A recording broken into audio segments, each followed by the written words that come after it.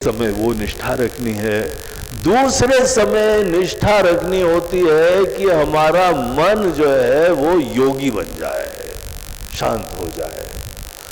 और भगवान बोलते हैं बेटा हम तुमको परीक्षा भी करेंगे आगे, तुम्हारा मन कितना शांत हो गया? बोलते हाँ भगवान आजकल काफी अच्छा मन चल रहा है। बोलते ठीक है भेजें?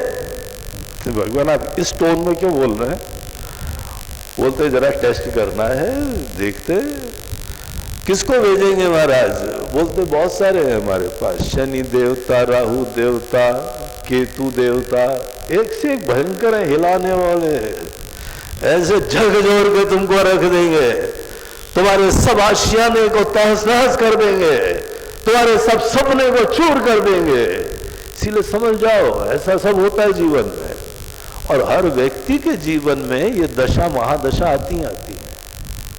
अर्थात देवता लोग किसी को नहीं छोड़ते।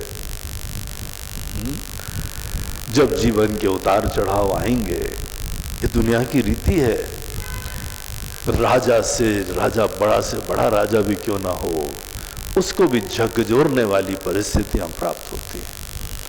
कोई यहाँ सेठ संपन्न बहुत ही जो है धनाढ्य लोग हों, उनको पता है जीवन में कैसी परिस्थितियां आके हिला देती है।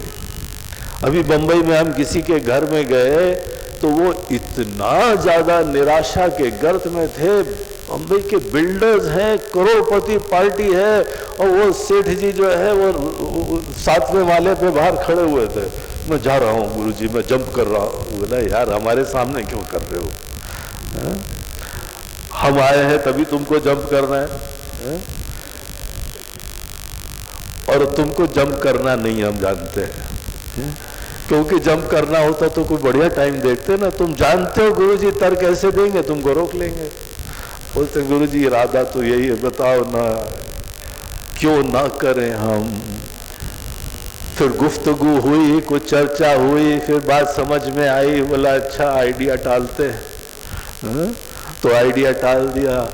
कोई आदमी धन दौलत से युक्त हो, संपन्न हो, समृद्ध हो, उसको भी समस्या होती है, उसको भी उतार चढ़ाव आते। कोई इंसान नहीं है, जैसे किसी का शरीर ऐसा नहीं है जिसमें रोग नहीं होते हो, कोई मनुष्य ऐसा नहीं है जिसको जीवन में उतार चढ़ाव नहीं होते हो। और उतार चढ़ाव जब आते हैं तो भगवान बोलते हैं इसको आशीर्वाद की तरीके से लो। रविंद्रनाथ टैगोर जी की वो प्रार्थना याद रखिए सदैव। बोलते हैं भगवान हम ये आपसे नहीं बोलेंगे कि आप जीवन के उतार चढ़ाव मत दीजिए, हम ये बोलते हैं कि जब हमको उतार चढ़ाव दीजिए तो हमको इतना सबल करिए, समर्थ करिए कि हम उसका सामना कर सकें। कब तक हम टालते रहेंगे? कब तक बागड़ लगाएंगे अपने घर के चारों तरफ, जो कि संभव ही नहीं है। परीक्षित को बताया गया था ना कि 7वें दिन तुमको बेटा जाना है, क्या रोक पाया? कितनी अच्छी तरीके से अपने आप को छुपा के रखा उसने। भगवान के अपने दिव्य तरीके होते। तो कभी भी हम लोग जो है जीवन में कष्टों से अपने आप को पूरा नहीं बचा सकते हैं। सुंदरता इसी में है कि अपने आप को आप समर्थ बनाओ, बलवान बनाओ। उसको बोलते हैं योगी।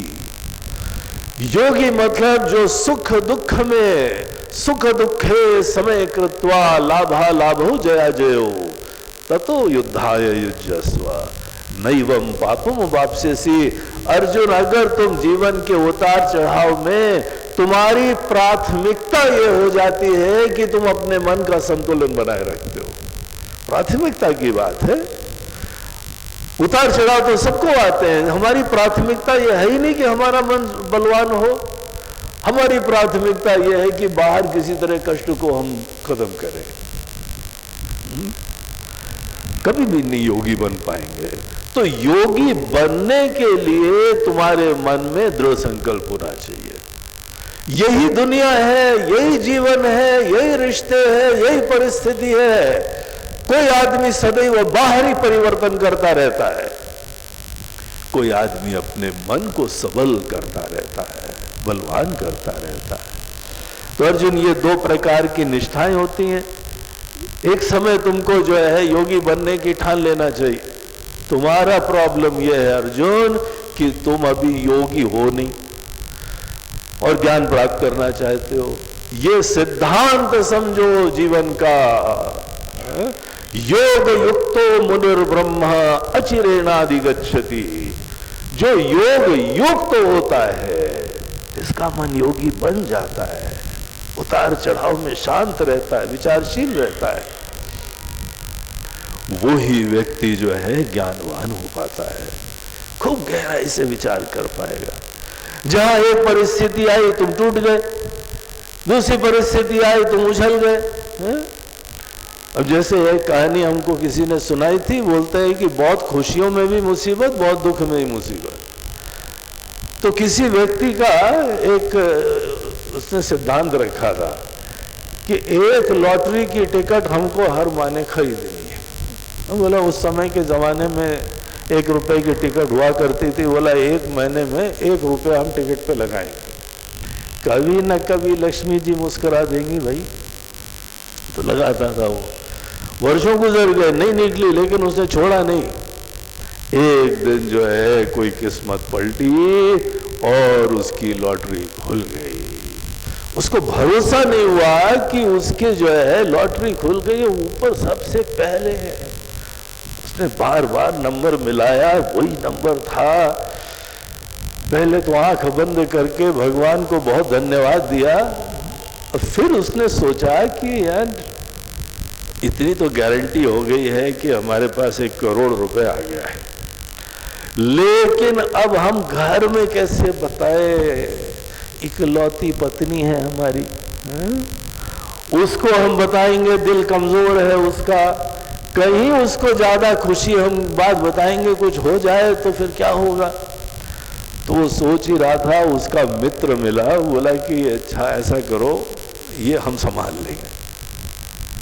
बोला देखो जरा कायदे से करना, कुछ गड़बड़ नहीं होना चाहिए। बोला कोई गड़बड़ नहीं होगा, हम जो है बहुत ही बुद्धिमत्ता से अपनी भाभी जी को संभाल लेंगे।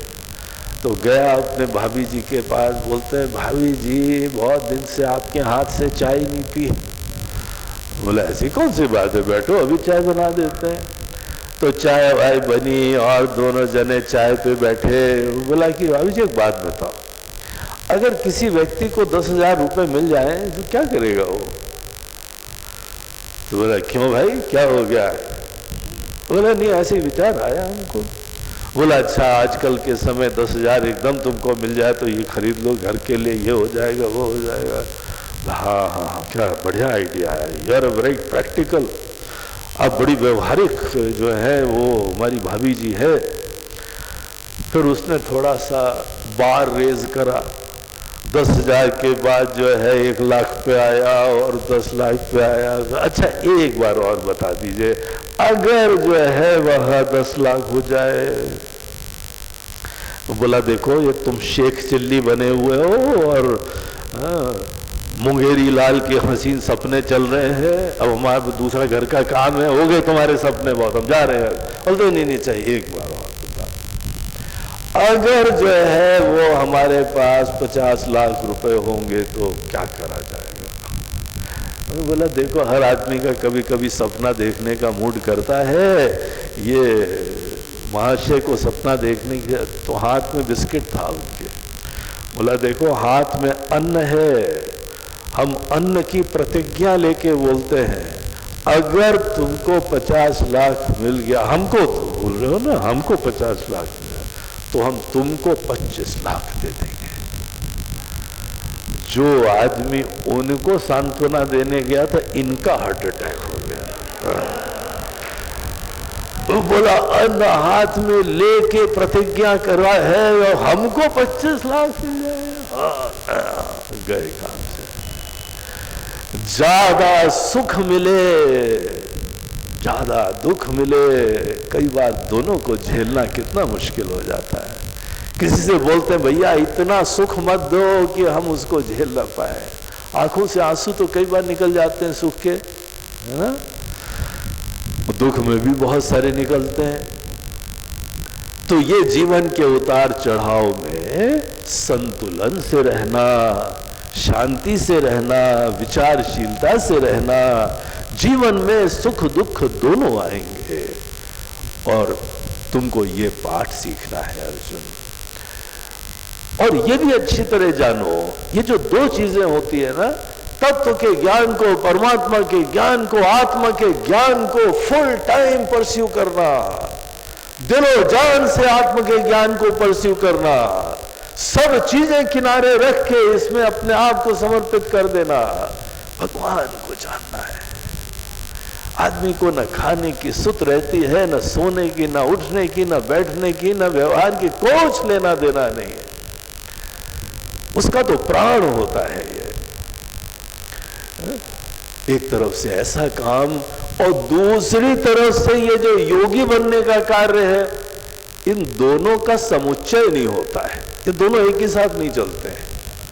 आप ये समझ लो कि हम सवेरे सवेरे ध्यान कर लेंगे गुरु जी, महाराज जी, और शाम को हम दिन भर काम कर लेंगे, दिन भर योगी बनेंगे और सवेरे शाम जो है ध्यान करेंगे, उस समय ज्ञानी बनेंगे। महाराज जी ऐसा पैकेज कैसा है?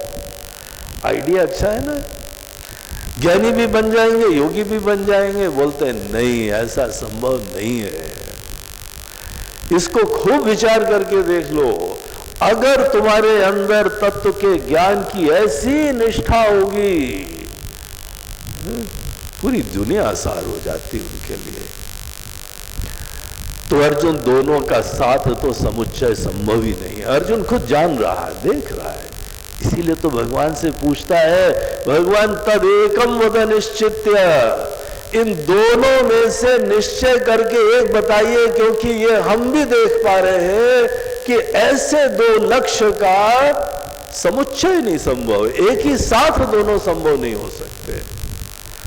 इसीलिए भगवान एक बताइए, हम पूरे दिलो जान से अपने आप को उसमें लगाएंगे। लेकिन ऐसे नहीं बताइए, समझा के बताइएगा भगवान, हम निश्चय करके वो आगे बढ़ना चाहते हैं।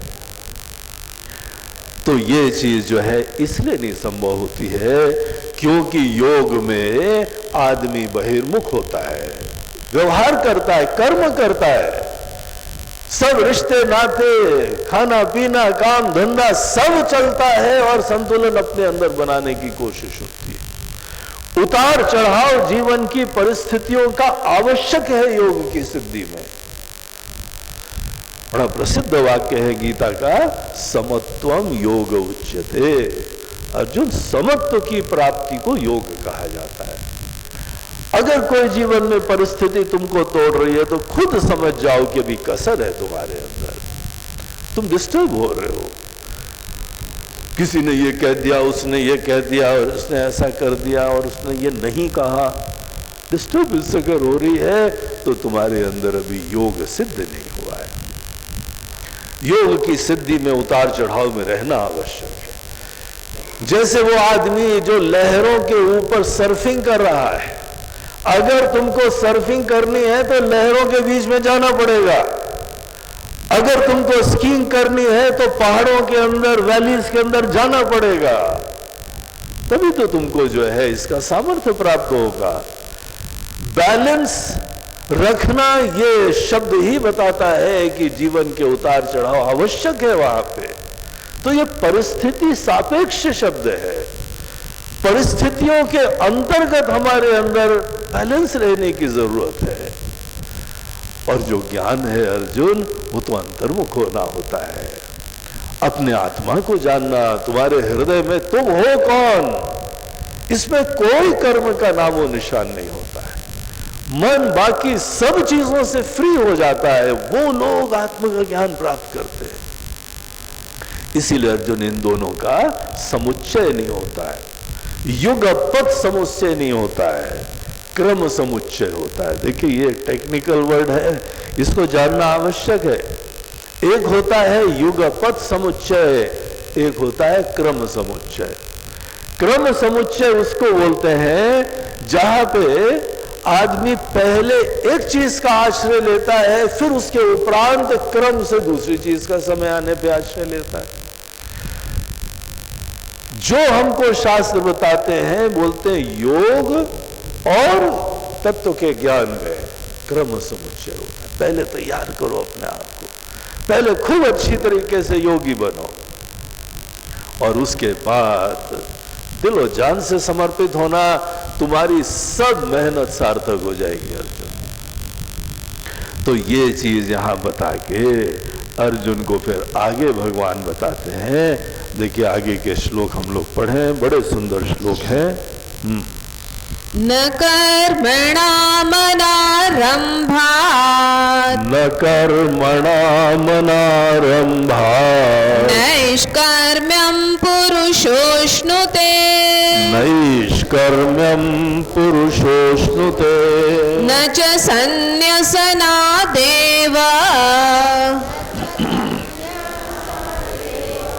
सिद्धिं समधिगच्छति सिद्धिं समधिगच्छति न हि कश्चित् क्षणमपि न हि कश्चित् क्षणमपि जातु तिष्ठत्य कर्मकृत् जातु तिष्ठत्य कर्मकृत् कार्यते ह्यवशः कर्म कार्यते ह्यवशः कर्म सर्वः प्रकृतिजैर्गुणैः सर्व प्रकृतिजैर्गुणैः। तो यहां भगवान अर्जुन को कर्म करने का आध्यात्मिक प्रयोजन दिखा रहे हैं। देखिए कर्म इतने बड़ी एक सुंदर सी चीज है जिससे बहुत सारी सिद्धियां होती हैं। कर्म से ही हम यहाँ पे सेवा करते हैं, कर्म से ही कमाई करते हैं, कर्म से ही अपने परिवार का लालन पोषण करते हैं, कर्म से ही समाज की सेवा करते हैं, कर्म से ही अनेकानेक हम भोग की प्राप्ति करते हैं, अनुभूतियां करते हैं, दुनिया देखते हैं। कर्म करने का सामर्थ्य बड़ा अद्भुत सामर्थ्य और केवल मनुष्य को प्राप्त है। मनुष्य योनि में ही कर्म हो सकता है। देखिए जानवर भी उठते बैठते हैं, बैल जो है वह खेत जोतता है, घोड़े और जो ये भिन्न भिन्न प्रकार के पशु हैं हमको पहाड़ों पे ले जाते, इतने सारे कार्य करते हैं, लेकिन इनको कर्म नहीं कहा जाता है। कर्म किसको कहते हैं? कर्म केवल हम और आप कर सकते हैं, केवल मनुष्य योनि में कर्म होता है। देवता लोग भी कर्म के अधिकारी नहीं होते। कर्म उसको बोलते हैं कि किसी परिस्थिति में आने के बाद आप यहां पे कोई प्रतिक्रिया करिए, स्वतंत्र प्रतिक्रिया। परिस्थिति क्या आएगी ये जीवन में परमात्मा ने अपने हाथ में रखा हुआ है। किसको कौन सी परिस्थिति आएगी ये केवल ईश्वर जानते हैं। यही गीता के उस प्रसिद्ध श्लोक में बताया जाता है कि अर्जुन कर्मण्येवाधिकारस्ते मा फलेषु कदाचन। कर्म फल क्या आता है ये सदैव ईश्वर के हाथ में। अब कल क्या हो जाएगा, अभी क्या हो जाएगा, कहां पे क्या हो जाना है किसी को नहीं पता है। यद्यपि ज्योतिषी लोग बड़ी कोशिश करते रहते हैं, बहुत ही विनम्रता से खोज करते रहते हैं, भैया ये होने वाला है। एक यहाँ बड़े अच्छे पंडित जी हैं इंदौर में, शास्त्री जी है, वो विद्वान व्यक्ति है, बड़ा स्नेह रखते थे, आते रहते थे अपने वहां पे। तो उनकी लड़की की शादी हुई और वो शादी उनकी कहीं पे ग्वालियर की तरफ हुई और 2 साल में जो है वो शादी टूट गई और वो बच्ची घर में वापस आ गई। हमने पंडित जी से पूछा, पंडित जी आप इतने महान ज्योतिषी क्या देखी नहीं थी कुंडली आपने अपनी बिटिया की? बोलते हैं क्या महाराज जी बताएं, अब ऐसी बात है, अब उठा के संकोच मत दिलाओ हमको आप। हाँ? अब कुछ ना कुछ कहीं ना कहीं गणित में गड़बड़ हुआ, हमने सोचा वो देखेंगे, उन्होंने सोचा ये देखेंगे, घूम फिर के जो है वो हमने देखी नहीं। अब देखी भी हो तो भी जो है सब प्रकार की परिस्थिति का कभी कोई निर्णय नहीं कर सकता है। बड़े से बड़े विद्वान ये पंडित लोग अपना निर्णय नहीं कर सकते। अगले क्षण क्या होगा ये किसी को नहीं पता होता है। महाभारत का एक प्रसंग होता है, एक बार जो है वह कोई काम होना था तो युधिष्ठिर ने बोला ये कल कर लेंगे। तो भीम बड़े दौड़ के गए मंदिर में, घंटा बजाने लगे। बोला क्या हो गया भैया, इसे धम धम धम घंटा क्यों बजा रहे हो? बोलते युधिष्ठिर बोल रहे हैं कल करेंगे। बोले यार इसमें कौन सी बड़ी बात है, हम लोग सभी बोलते हैं कल कर लेंगे। बोलते हैं हम और आप बोलते हैं अलग बात है, या युधिष्ठिर बोलते हैं ना वो सत्वचन होता है, सत्यवादी हैं। आप ये तो बताओ युधिष्ठिर को कल का होना ना होने का भी पता है क्या? आप किस मुंह से बोलते हो कल कर लोगे? आप तो उम्मीद में बोलते हो कि शायद कल तक बने रहेंगे यार। लेकिन युधिष्ठिर जब बोलते हैं तो वो सत्य वचन होता है। वो घंटा बजाने लगे, युधिष्ठिर त्रिकालज्ञ हो गए, युधिष्ठिर त्रिकालज्ञ हो गए, युधिष्ठिर को कल का पता है। युधिष्ठिर को समझ में आया यार ये गलती कर दी हमने, अगली बार भीम के सामने नहीं बोलेंगे। हमने जो है वो मॉरल ऑफ द स्टोरी उन्होंने यही ग्रहण करी, इसके सामने नहीं बोलेंगे। किसी को नहीं पता है, सब लोगों का अनुमान होता है। ज्योतिष शास्त्र केवल ये बताता है कि आपको आपके पुराने कर्म देख के संभावना है कि इस जीवन में ऐसा होगा। केवल शास्त्र आप देखो तो संभावना शब्द का प्रयोग करते हैं, लेकिन जिस समय हर चीज की दुकानदारी हो जाती है ना, वो संभावना शब्द को डिलीट कर देते हैं। बड़े डंके की चोट में ऐसे ही होएगा, हम बता रहे हैं ऐसे ही होएगा। सब गलत बातें होती हैं। अगले क्षण क्या आना है इसके बारे में गारंटी नहीं होती है। जब हमारे अस्तित्व का निश्चय नहीं है तो आप कैसे बोलते हो? इसीलिए क्या परिस्थिति आएगी ये सदैव ईश्वर पे छोड़ो। बहुत ज्यादा ज्योतिष का आश्रय लेने से आदमी भगवान का भजन नहीं करेगा, आप समझ लो। जो आदमी बहुत ज्यादा ज्योतिष का आश्रय लेता है वो ईश्वर के प्रति आस्था कम रखेगा। ज्यादा उचित चीज यह है कि जो भी परिस्थिति आएगी आप ये सोचो ना भगवान की इच्छा होगी, ईश्वर का प्रसाद होगा। वो भगवान अपनी तरफ से आपको प्रसाद लाके दे रहे हैं। क्यों ना हम हर परिस्थिति को प्रसाद समझे।